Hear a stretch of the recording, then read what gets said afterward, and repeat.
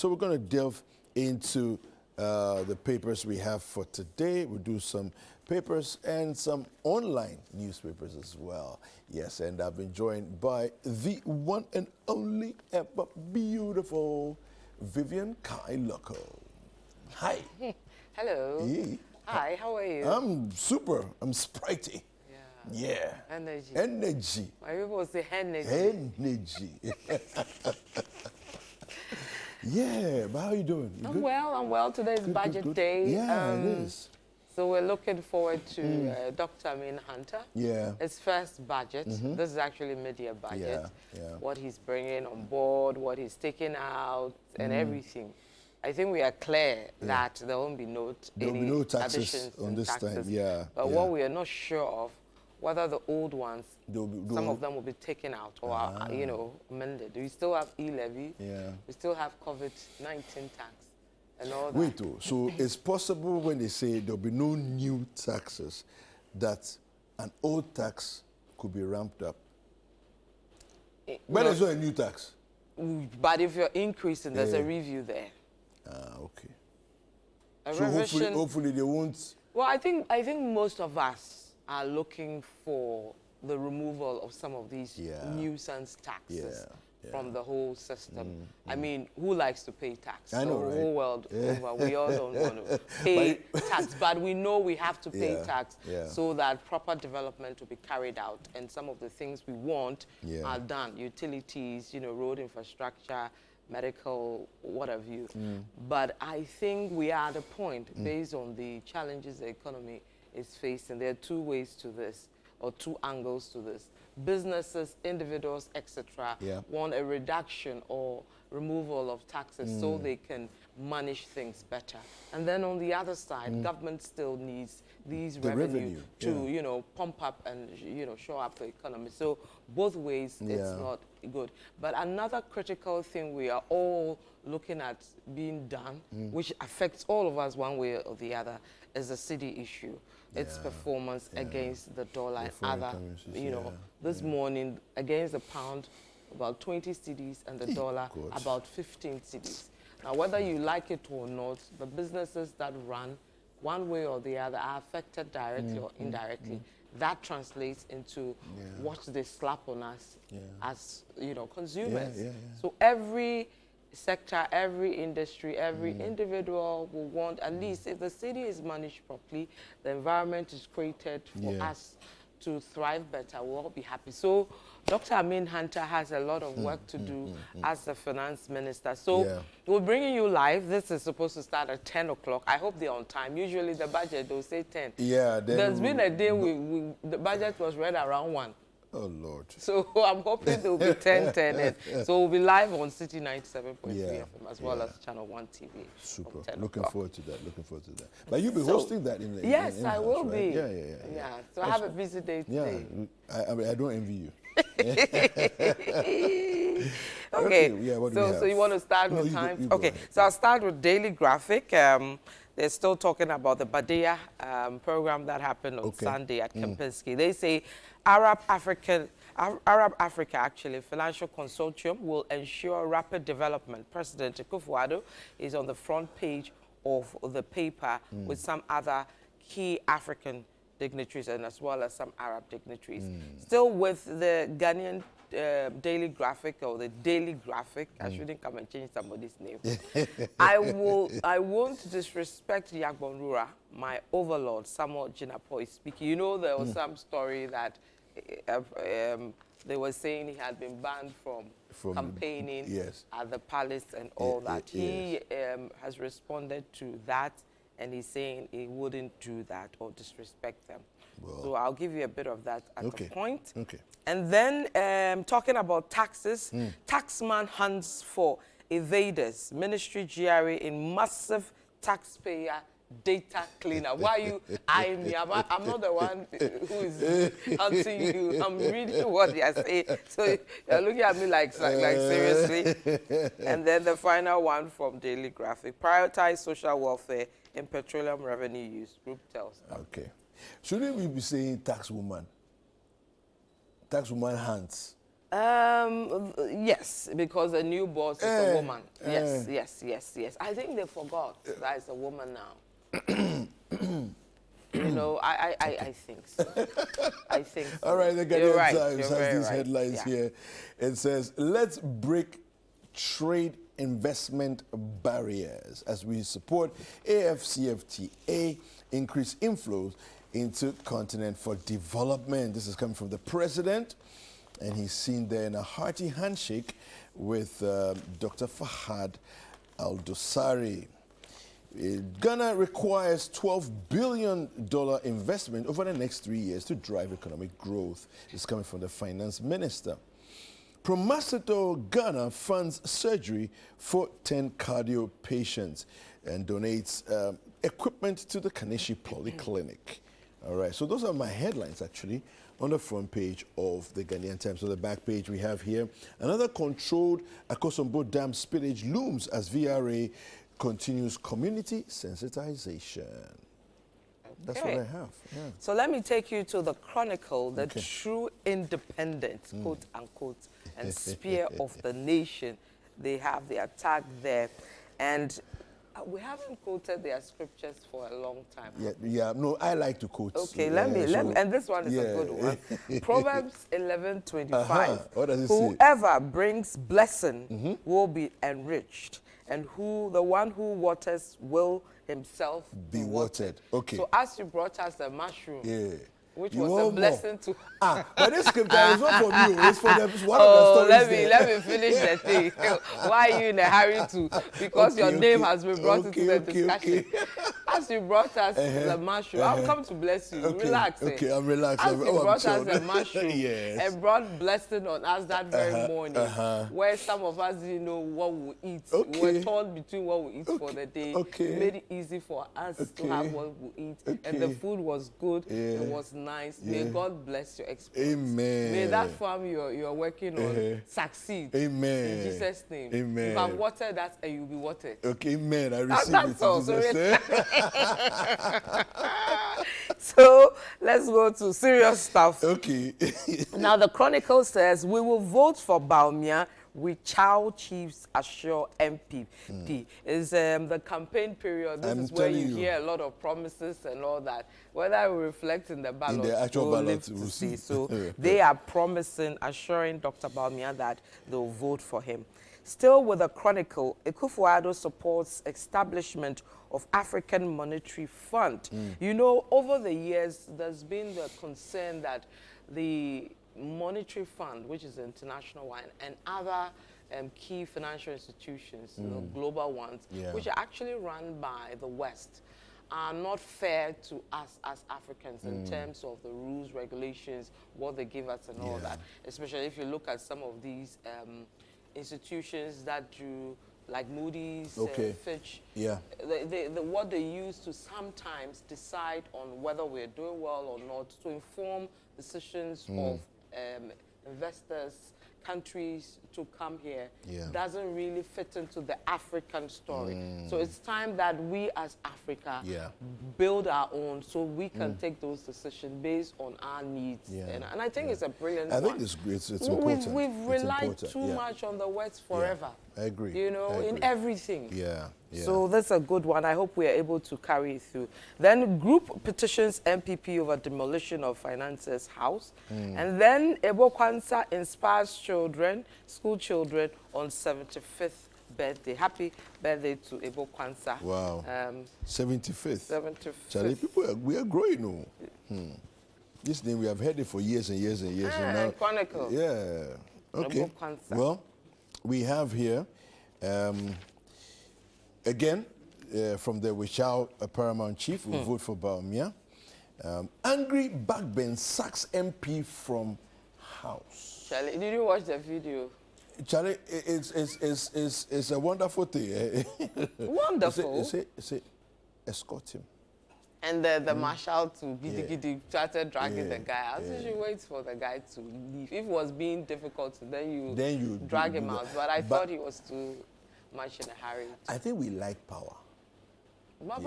So when you have the chance to exercise power, it's like your chance has come. So show your crutchy powers in the house.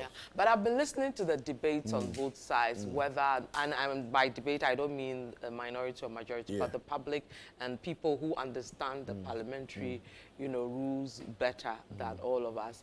On some are saying, the speaker overdid it. I mean, killing a fly with a sledgehammer.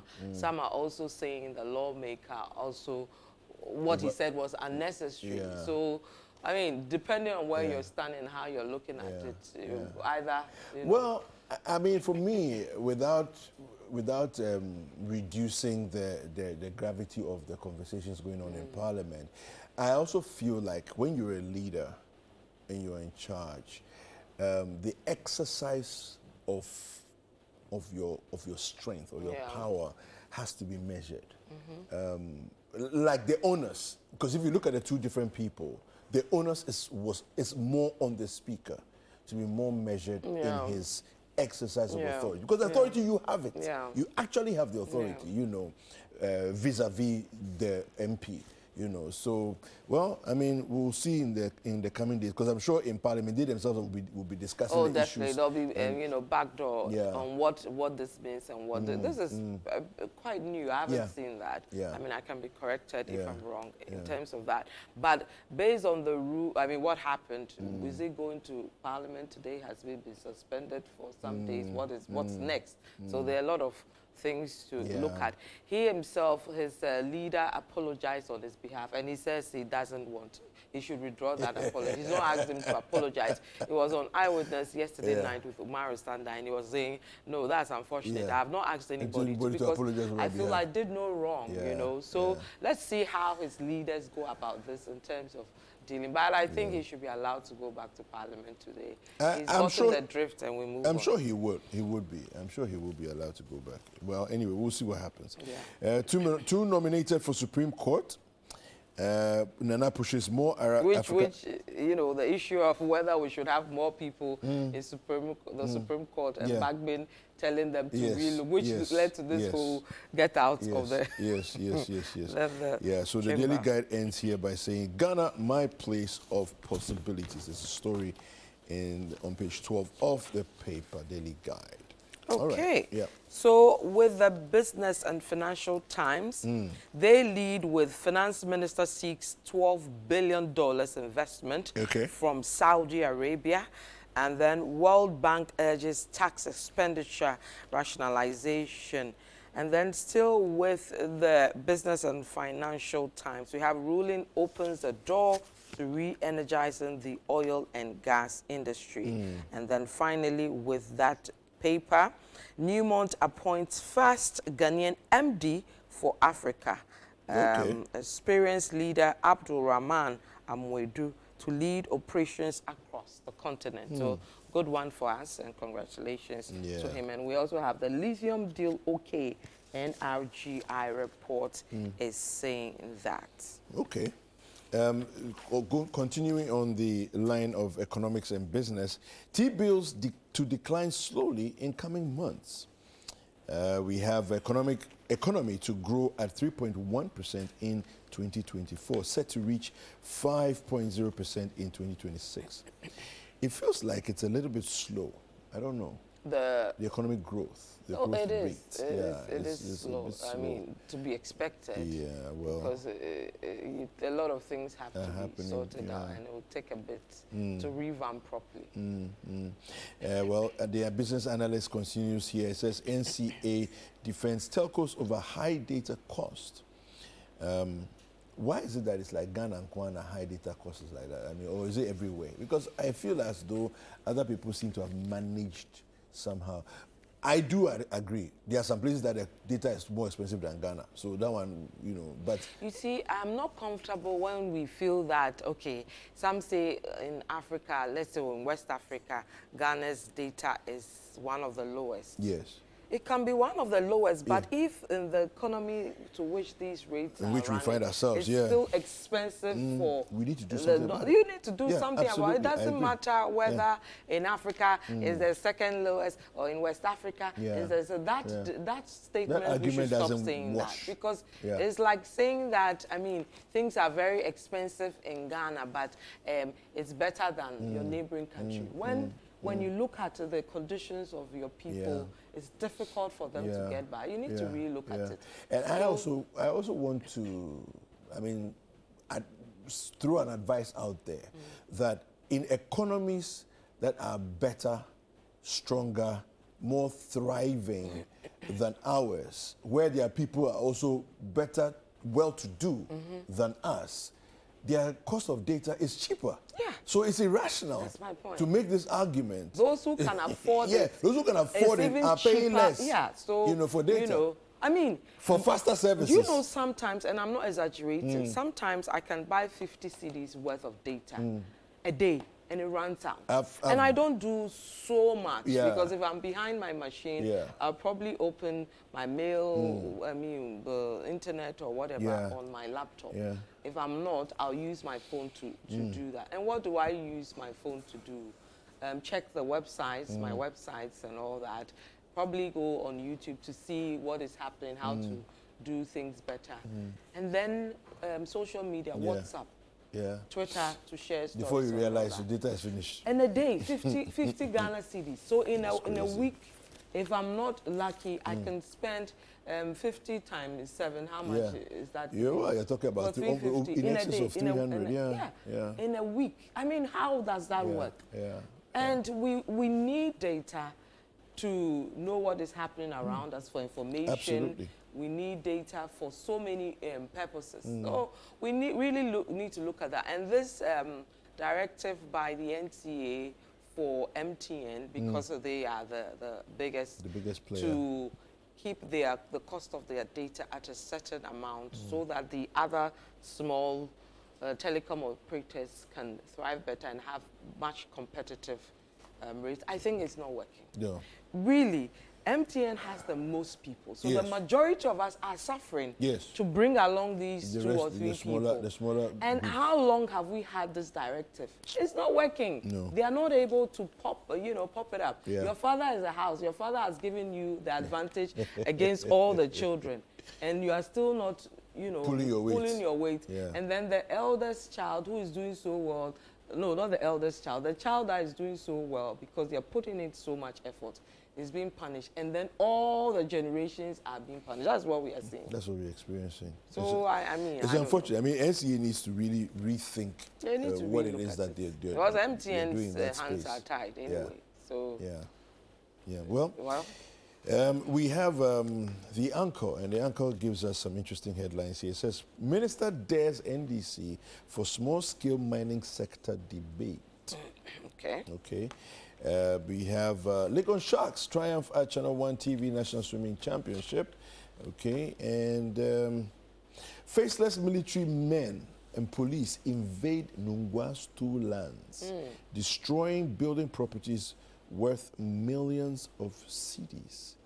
Faceless. This is which area? I don't understand when you say faceless. It says Nungwa's 2 lands, so I'm not sure. The area. There should be an area because there's 2 lands cover a lot. They cover a vast area. Let's see what it says here. Okay, so it's Boteman Ajingano. Yeah.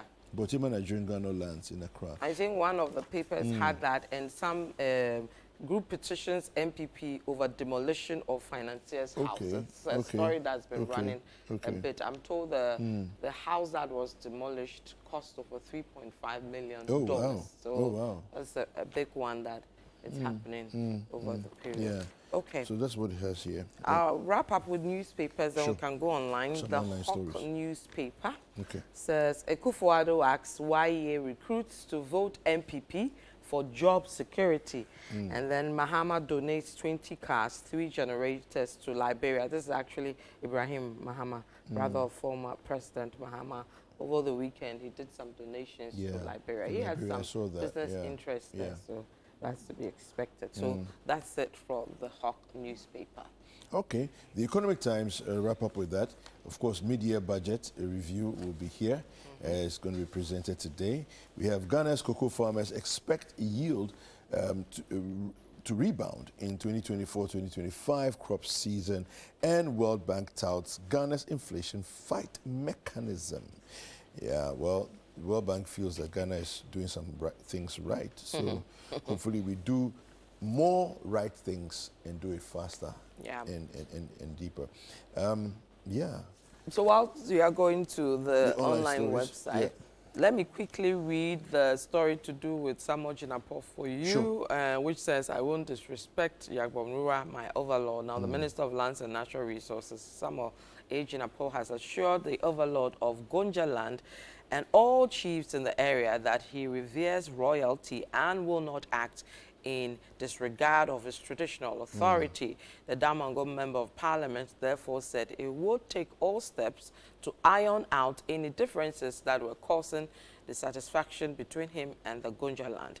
In an interview with the Daily Graphic yesterday, he stressed that the Yagbonrua remained a father figure and an inspiration to him. Quote, for me, the fundamental point I would like to make is that the Yagbonrua is my father, my grandfather, my overlord, and therefore there's absolutely nothing that I or anyone else can do about that. I continue to have huge regard and respect for Yagbonruas in the past and this current Yagbonrua in particular. And quote, he said. So I'm happy he's come out to deal with this, and let's hope that this is sorted out and we can move on in peace. Absolutely. All right, well, let's do a few online stories. I'll do citynewsroom.com first, and then I'll come to ChannelOneNews.com. So over 7,000 people died from road accidents between January and June 2024. Yeah. 7,000 people? Yeah, 7,600.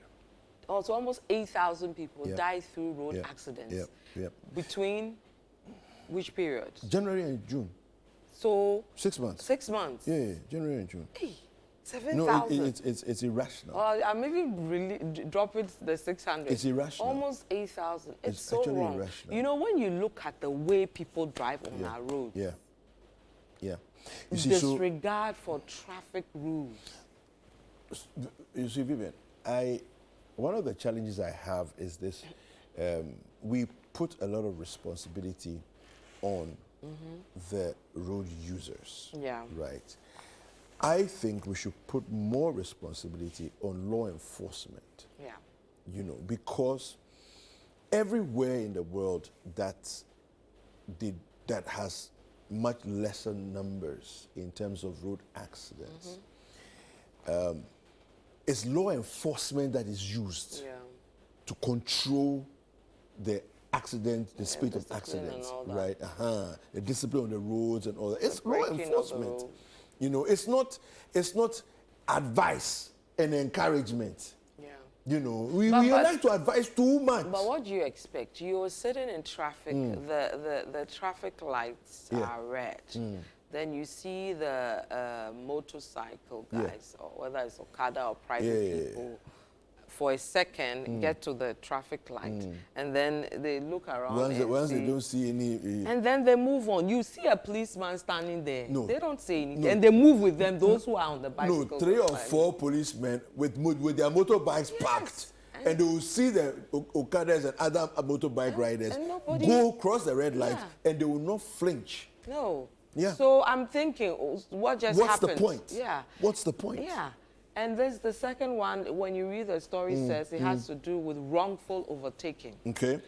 This morning when I was coming to work, there was this guy in a Land Cruiser. Okay. If you see the way he was overtaking everybody, and your car is huge, so you need more space to maneuver, to, you know, overtake. And with disregard for all of us, so dangerous. It was on the GBC road. He turned at a point to the Nima, you know. And I'm thinking, early morning, why are you going to? And you want to put everybody's lives in danger. And you know, you see a policeman at a point, and nobody will say anything. So what's going on here? I don't get it. I don't get it. If we are not careful, these numbers will even go up. If we are not careful. No, they will. If we are not careful. We should expect them to actually go up, because this is what we've created. A city and a country where the law only bites from time to time, you know. And then in spaces, we have this attitude where it's like, this thing won't really bring us any benefits. And even look at when we did the why thing. Yes. I mean, people know wrong. What was being done on the roads were wrong. And some people were not happy about it and did all they could to frustrate the efforts.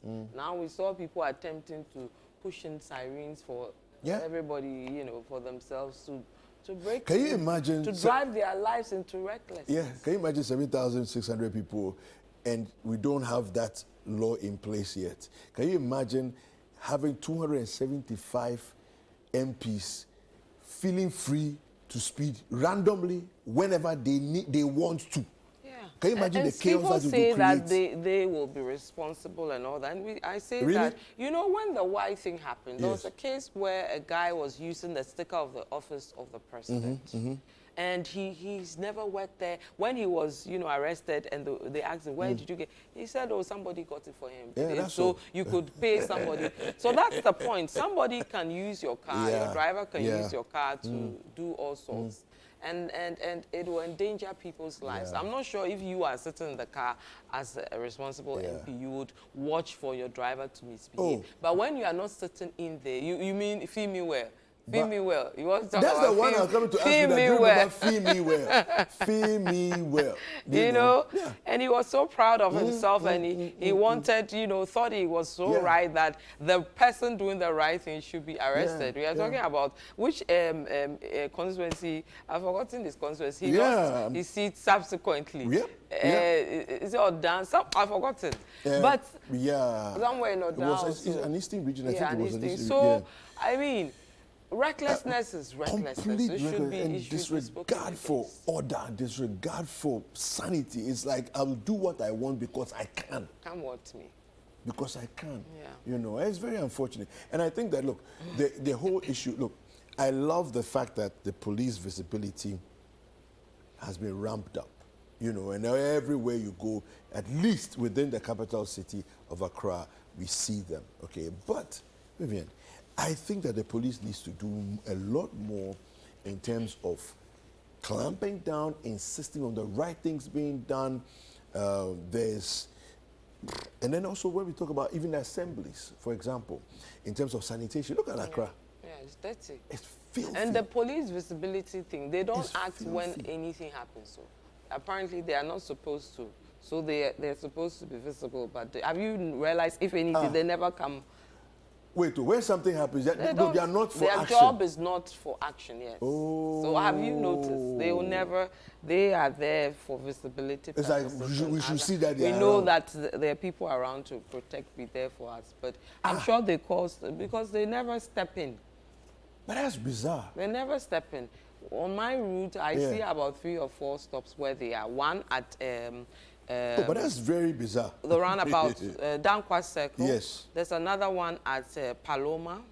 There's another one at the traffic lights getting to the Tesano Training School. Yeah. I think these are the 3 spots I see them, and somewhere else I've forgotten. When there's anything, they sit and watch. There's only once I saw there was chaos at Dankwa Circle, and you know, people trying to get to the other side and all that. And then I saw one of them come stand, you know, and told one person move. That was it, and went back.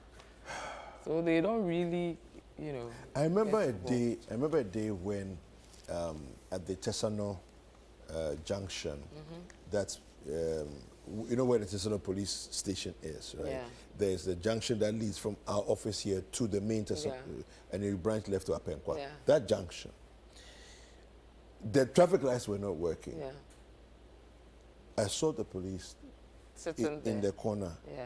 And they were just watching all of us. That's what I'm saying. Their duty is not to act on the spot. But that's to me, I find that bizarre. There was a reason given. I'm trying to remember. I've forgotten. But I find that very bizarre. What I know for sure because your police training yeah, is supposed to intervene in civilian matters. it's for visibility. So it's for visibility. And then you know the one that I like, the one that at night, they all sit up you see them with the blue. And they'll be riding through All town. I'm like, so where are you going? To do what? And they're happy and there'll be two on the thing. Yeah. Anyway. I don't get it. Hello to our very own. Okay. To you. Oh. Hello to you. Oh, are you greeting Dampisi? I was coming to greet you. Okay, you come to greet me. Good morning to you, Mr. Dampari. IGP Dr. Doctor, yes, just Dr. Dampari. Yes. Well, I love the work that you are doing so far, but hey, we need to step it up. I think we really need to step it up in terms of making sure, because Charlie, the indiscipline is too much. That's my problem. It's too much. Anyway, thank you very much. Thank you too. Have a good day. Yeah, well, I'm looking forward to it. I'm looking forward to the news review segment because we're going to be delving into some matters. Okay. Yeah. So well, I'll be watching. You know Larry is coming. Oh, on the questions that you had for him. Larry is coming. All right. Hello, Larry. Yeah, I know. Sports review is next.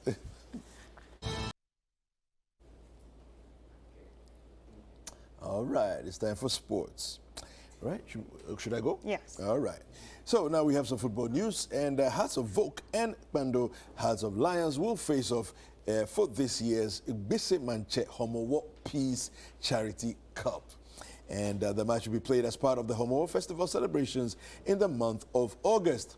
Now, the organizers of the match will hold a press launch today to give more details of the tie and possibly give strong assurances that a fixture will come off this year after it was not played last year. Now, the launch will come off at the Palace of the Bise Manche, and the representatives of the clubs are expected to be there together with the organizers. All right, so 2024 Olympics, Los Angeles Lakers superstar LeBron James has been selected as the male flag bearer of the Team USA at Friday's Olympic Games opening ceremony. The 39-year-old was nominated by his fellow American Olympians as the male flag bearer, with a decision on the female flag bearer to be announced this Tuesday. James, a two-time gold medalist, will be competing in his fourth games in Paris. And Friday night ceremony will be held on the River Seine and will be the first opening ceremony in Summer Olympic history to be held outside the main stadium. Super. Yeah, Paris. Olympics in Paris. Yeah. That would be nice. That would be so nice. You know, and if you've been to the River Seine before, Yeah. I don't know if you've ever seen it. Ooh, the River Seine is gorgeous. You should see it. I mean, and when I think of the River Seine, do you know what I think of? I think of the how the Collet Lagoon has been left.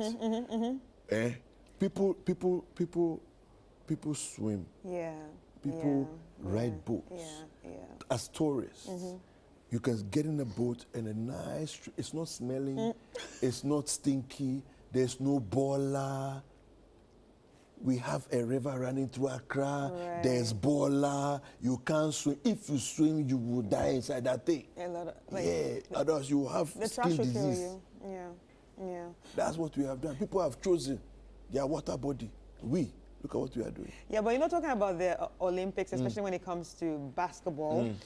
Did you watch the game between South Sudan and the United States? They almost drew the United States. You know, and I was so excited because they actually looked down at the South Sudanese. But the South Sudanese had to show them, look, they in held their Africa, own. we also play basketball. Big time. Although we don't even have an indoor court. Yeah, so it was 101. 100, yeah. Charlie, 100 and 100, that was very 100 close. to South Sudan and 101 to America. Yeah. Well done to the South Sudanese.